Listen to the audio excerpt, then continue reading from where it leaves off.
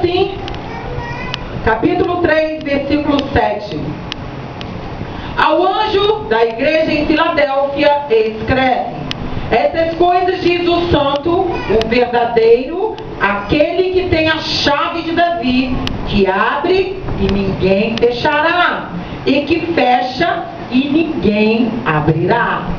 Conheço as tuas obras, eis que tenho posto diante de ti uma porta aberta, a qual ninguém pode fechar. Que tens pouca força, entretanto guardaste a minha palavra e não negaste o meu nome. Eis, farei que alguns dos que são da sinagoga de Satanás, desses que a si mesmos se declaram judeus e não são, mas mentem, eis que os farei vir e prostrar-se aos teus pés e conhecer que eu te amei. Porque guardaste a palavra da minha perseverança, também eu te guardarei da hora da provação que há de vir sobre o mundo inteiro, para experimentar os que habitam sobre a terra. Venho sem demora, conserva o que tens, para que ninguém tome a tua coroa. Ao vencedor faloei coluna no santuário do meu Deus, e daí jamais sairá. Gravarei também sobre ele o nome do meu Deus, o nome da cidade do meu Deus, a nova Jerusalém, que desce do céu, vinda da parte do meu Deus, e o meu novo nome. Quem tem ouvidos, ouça o que o Espírito diz à igreja. Amém? Louvado seja o nome do Senhor. É tremenda a visão do apóstolo João, porque a primeira coisa que o Senhor Jesus faz é trazer por meio das cartas das igrejas aquilo que havia de acontecer tanto no futuro, como também já estava acontecendo dentro das igrejas. Havia muito mais do que 7 igrejas na Ásia, mas o Senhor trouxe para cada uma delas aquela situação, aquela tribulação, aquilo que não podia estar acontecendo dentro da igreja e estava acontecendo. Aleluia!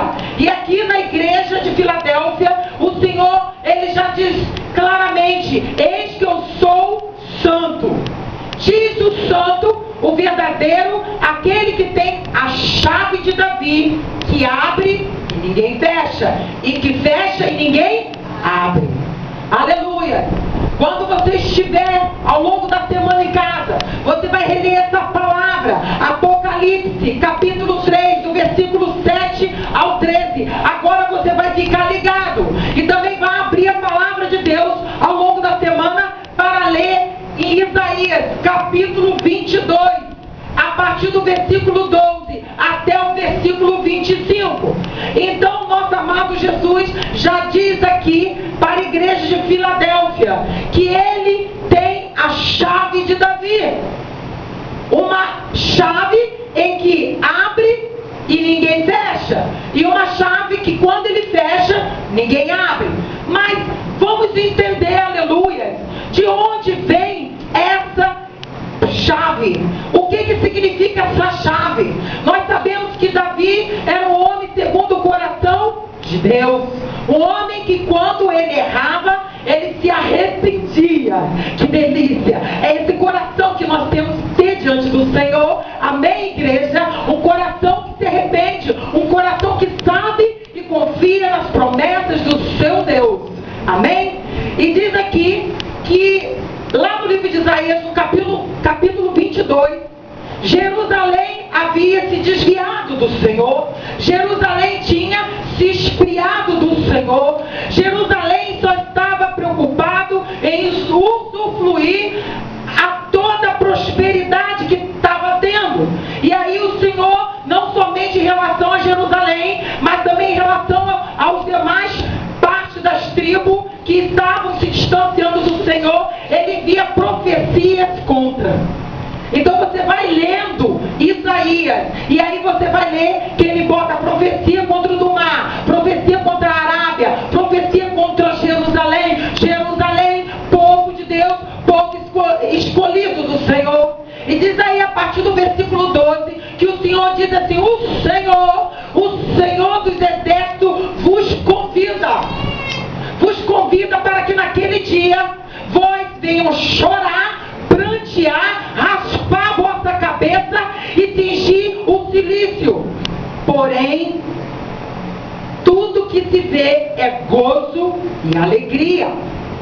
Matam-se boi, degola-se as ovelhas, comem carne, bebem vinho e ainda dizem: comamos e bebamos, porque amanhã morreremos. E aí esse versículo e esse contexto vem nos trazer a realidade do que estava acontecendo em muitas igrejas, que era exatamente ter esquecido que a porta que Deus abriu, Ele também pode fechar. E Jerusalém estava nessa situação aqui. O Senhor tinha confiado, mas veja que quando Ele diz que Ele convida o povo a se arrepender, Ele não viu isso, Ele não viu o povo se arrepender. Pelo contrário, o povo estava querendo era festa. O povo estava querendo era gozar e ter alegria no coração. Sacrificavam, mas era tudo para a festa. Bebiam vinho, mas não estavam nem aí para o Senhor. E diz aí a palavra que o profeta Isaías diz no coração dele assim diz o Senhor no meus ouvidos: essa maldade não será perdoada até que morrais.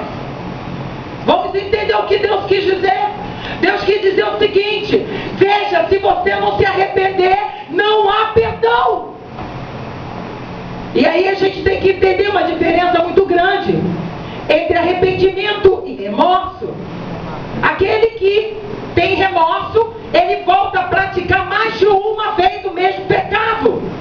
Mas o que se arrepende, ele luta e estabelece que ele não vai voltar a pecar naquilo. Amém? Ele determina no coração: eu não quero mais essa imundice. Então o Senhor disse: se tu não te arrependeres, tu vai morrer. Porque não pode haver vida no mundo para nenhum de nós.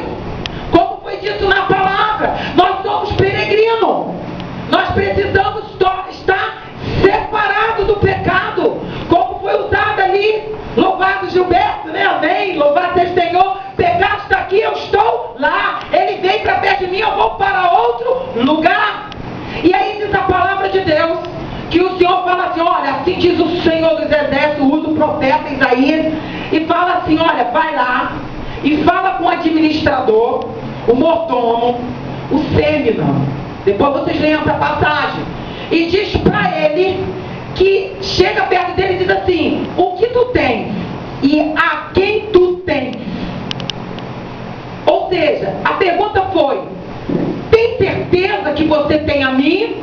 Porque o que você tem feito não é o que eu quero para a tua vida. O que eu tenho para te fazer é santíssimo. O que eu tenho para te fazer, você está perdendo tempo. Cruza, faz uma posição com Deus, dobra o seu joelho e estende a tua mão e decreta: hoje eu vou fazer o que meu Deus quer. Não descansa. Foi isso que ele mandou avisar a Sêmina. E aí avisou a Sêmina: eu já estou sabendo o que você está fazendo. Você está levantando um túmulo em lugar alto, levantando e escrevendo na rocha o seu nome. O que Deus estava querendo dizer para Sêmina: Sêmina, você é o modelo. É o que está acontecendo com Jerusalém. Está preocupado com a sua honra, está preocupado em ser louvado pelo homem, mas não está preocupado em ser louvado e levantado e exaltado pelo Senhor. Foi isso que ele quis dizer. Aí ele pega o processo e fala assim: avisa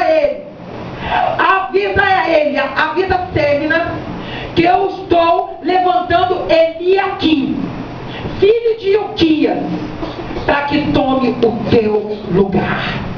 Diz aqui a palavra: vesti-lo-ei da tua túnica, cingi-lo-ei com a tua faixa. Ou seja, o Senhor diz: eu tiro a sua túnica, eu tiro a tua faixa, eu tiro aquilo que eu firmei para que você estivesse fazendo a minha obra, porque eu te chamei para fazer a obra. E se no teu coração você se desviar disso, eu vou te tirar a tua faixa e voltar a Eliaquim. Olha aí. Ou então nós não temos outro caminho. Ou fazemos a obra, ou fazemos a obra. Amém, igreja? Só tem esse caminho. Fazemos a obra. E aí ele diz: eu te lançarei fora do teu posto e serás derribado da tua posição. E diz: porém sobre o seu ombro. A que ombro que ele estava se referindo? A Eliaquim, filho de Ilquias. Olha, aquilo, Sebna, que eu tinha botado sobre seus ombros, eu tiro e boto agora em Eliaquim. Presta atenção. A chave que eu tinha te dado, eu tiro, boto sobre o ombro de Eliaquim. E aqui diz a palavra: porém sobre o seu ombro a chave, Eliaquim, da casa de Davi. Ele abrirá e ninguém fechará, fechará e ninguém abrirá. O que Deus está falando aqui, amados?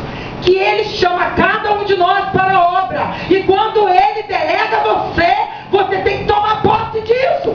Porque para Deus há um tempo para todas as coisas. E se você demorar muito, sabe o que vai acontecer? Ele remove de cima do teu ombro a chave.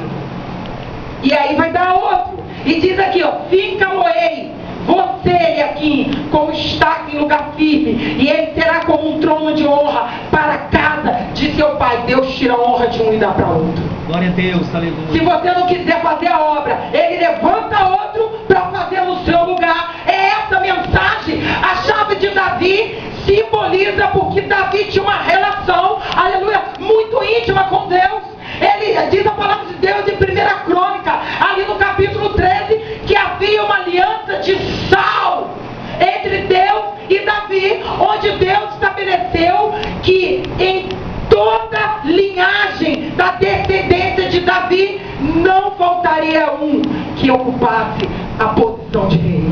Ele ia garantir isso. Há uma aliança e Deus não quebra aliança. E aí nessa noite você observa que Sebna, assim como os Jerusalém, recebe uma palavra contra. A palavra, o título na minha Bíblia é profecia contra. Meus amados, é tão tremendo que ele diz assim, que Eliaquim, a ti virá toda a responsabilidade da casa de seu pai, a prole e os descendentes, todos os utensílios menores, desde as taças até as garrafas.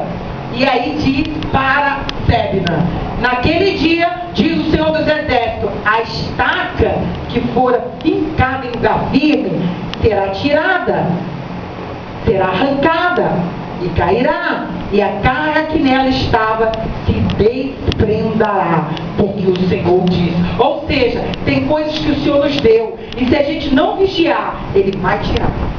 Ele vai tirar, porque como foi dito na palavra de abertura, o objetivo de Deus para com Jerusalém, para com todo o povo dele, não era ver Jerusalém permanecer desviado. Antes, contudo, que Jerusalém se arrependesse e se colocasse à disposição do Senhor para fazer e honrar a Ele. Veja bem, Ele é um Deus zeloso, Ele é um Deus que quer a tua santificação, porque se você não colocar no alvo o autor e consumador da sua fé, que é Jesus Cristo de Nazaré, se você ficar brincando de evangélico, brincando de cristão, chegará uma hora em que o Senhor vai tirar aquilo que era para você e dar para outro. Mas nessa noite, o Senhor está nos trazendo uma grande oportunidade a cada um de nós, de deixar que o Espírito Santo venha trabalhar, porque essa chave de Davi, e aí nós voltamos para Apocalipse, para que a gente venha entender, quando ele se apresenta a Jesus como aquele que tem a chave de Davi, ele estava se referindo àquele que fez uma aliança com Davi. E Davi não quebrou a aliança com Deus, foi até o final. Lamentavelmente nós sabemos que Salomão no final se desviou, mas Davi não. A palavra não mostra que Davi se desviou, amém, igreja? Amém. Davi permaneceu, e aí essa palavra vem para a igreja de Filadélfia, onde o Senhor diz: olha, eu conheço as suas obras, eu sei o que tem acontecido, eu sei, e eu é que abri essa porta, portanto ninguém poderá fechar. Aleluia. E aí qual é o mistério aqui? Por que Deus afirma? Por que Jesus na carta onde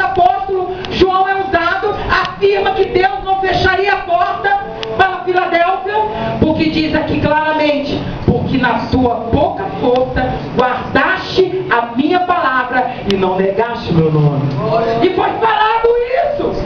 Quantos têm vergonha? Sabe por que tem vergonha de falar que é cristão? Sabe por que tem vergonha de dizer que está servindo a Deus? Sabe por que tem vergonha às vezes de pegar um panfleto e sair evangelizando? Porque tem coisas que precisam ser tratadas. E em vez de você jogar aquilo por terra e determinar: isto não me vai, mas me retém de fazer a obra. Deus, aleluia. Aleluia. É assim mesmo. O maior prazer que nós podemos ter é de falar de Jesus. Isso é como? É uma embriaguez. Meus amados, quem experimenta não quer parar de ter. E aqui diz a igreja Filadélfia: ela tinha pouca força. Possivelmente ela vivia debaixo de um milagre. E quando eu li essa palavra, eu entendi muita coisa. O Senhor falou no meu coração que Ele, muitas vezes, Ele abre mesmo a porta. É Ele que abre. E às vezes o diabo até bota assim, ó: tem certeza que foi Deus? Como é que você pode dizer que foi Deus que abriu e depois dizer que não foi Deus que abriu? Já parou para pensar nisso? Por que para muitos, em alguma coisa, em algum momento, em alguma relação, para avaliar e dizer assim: ó, Deus abriu uma porta, mas lá à frente passa alguns meses ou anos e você ouve que é da boca da pessoa dizer que não era a porta que Deus tinha aberto. Porque aconteceu o mesmo que aconteceu com Sébina e toda Jerusalém. O Senhor abriu a porta, entretanto, nós nos desviamos do Senhor, então Ele fecha. Ele fecha. E Ele, quando fecha, diz a viva palavra que ninguém fechará. E olha o que ele aqui recebe. Perde Sébina a chave e ganha sobre os ombros ele aqui. Amados, toma posse disso. A chave que Deus puser sobre os seus ombros daqui por diante. Aleluia. Não deixa que nada venha impedir de Deus fazer a sua obra. A obra que você tem que fazer na terra. Se em algum momento aconteceu, de assim como Sébina, só que Sébina não se arrependeu. A palavra dele já foi 70, já perdeu.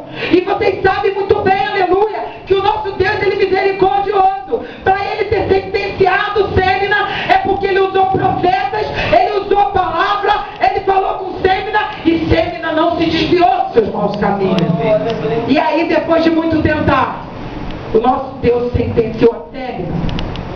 A chave sobre os ombros, nesta noite, representa o ministério que Deus te deu na terra. E que nada e ninguém pode tirar isso de você. Nem trabalho, nem filho, nem marido, nem mulher. Porque se tirar de você, é você que perde. E na hora H, o teu marido não vai te levar para o céu. Teu filho não vai te levar para o céu. Mas Jesus afirma aqui para Filadélfia que tu perseveraste e não negaste meu nome. Quando nós fazemos a vontade do homem, aleluia, quando nós fazemos a vontade do homem, nós fazemos como Sébina. Mas quando nós fazemos a vontade de Deus, ainda que o inferno se levante, ele vai se levantar para cair. Amém, igreja? Vai se levantar para cair, porque aí eu estou certo de que o Senhor é comigo. Portanto, Ele abriu, ninguém vai fechar. Oh, aleluia! E estava acontecendo isso com a igreja de Filadélfia, possivelmente trazendo isso para as igrejas nos 4 cantos da terra. Quantas obras começaram, mas não continuaram. Foram levantadas. Foi Deus que abriu a porta? Foi, eu creio. Mas aí a soberba e o coração de Sébina, prevaleceu. Diz aqui que Jerusalém degolava as ovelhas, matava os bois, comiam a carne, bebiam vinho e ainda diziam que vamos comer e beber porque amanhã morreremos. Ou seja, Jerusalém já não era um homem espiritual, um povo espiritual, mas virou um povo carnal. Ou seja, eu tenho que viver hoje, que se dane o dia da manhã. Ou eu estou já numa posição e amanhã eu me arrependo. Amanhã eu volto a atrás. Amanhã, ninguém sabe do dia da manhã, meus amados. Nenhum de nós. Pode ser que amanhã vocês recebam uma notícia que eu não estou mais por aqui na terra. Mas fui levada pelo Senhor, colhida pelo Senhor. Quem sabe do seu dia amanhã? Portanto, o que Deus quer falar conosco é hoje, é mudar hoje, é tomar posse dessa chave sobre o teu ombro e não permitir mais que o inimigo tire ela do teu ombro. Deixa Deus trabalhar, deixa o Espírito Santo trabalhar no teu coração e Deus vai fazer a obra e a chave já está colocada, assim como a chave foi colocada sobre o ombro de Davi quando ele foi ungido para ser rei. E diz ali que ele subiu logo para a coroa, ele recebeu coroa? Não.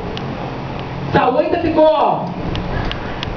Sabe qual o erro que tem acontecido muito sobre a face da terra?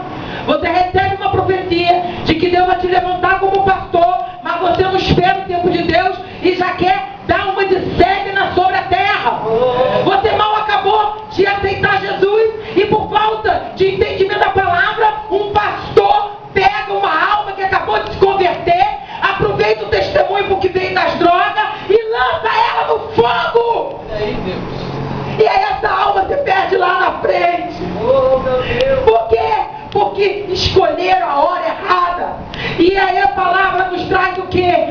Presta atenção. Ele diz assim: porque guardaste a palavra da minha perseverança, também eu te guardarei da hora da provação. Haverá uma hora de provação sobre a face da terra. Quantos de nós já não passamos, irmão?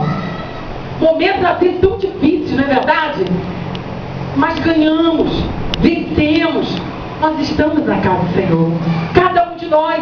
Isso é uma vitória. Isso é passar por cima daquilo que estava te impedindo de fluir na presença de Deus. E a palavra vem nos despertar perseverança. Foi isso que Filadélfia tinha. Não negava o nome do Senhor. Aleluia. E diz assim: venho sem demora, com o servo que tens, para que ninguém tome a tua coroa. Aleluia. Com o servo que tens. Amados, essa é a palavra. Essa é a palavra. Assim como o Senhor usou o profeta Isaías para chegar diante do administrador e do mordomo e dizer para ele tudo o que ele falou e chamar a atenção de Ségna. Isso é muito tremendo.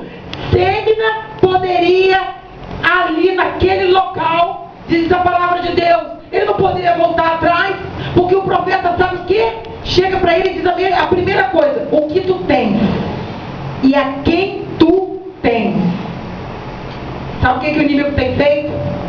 O que tu tens. A resposta certa para o povo de Deus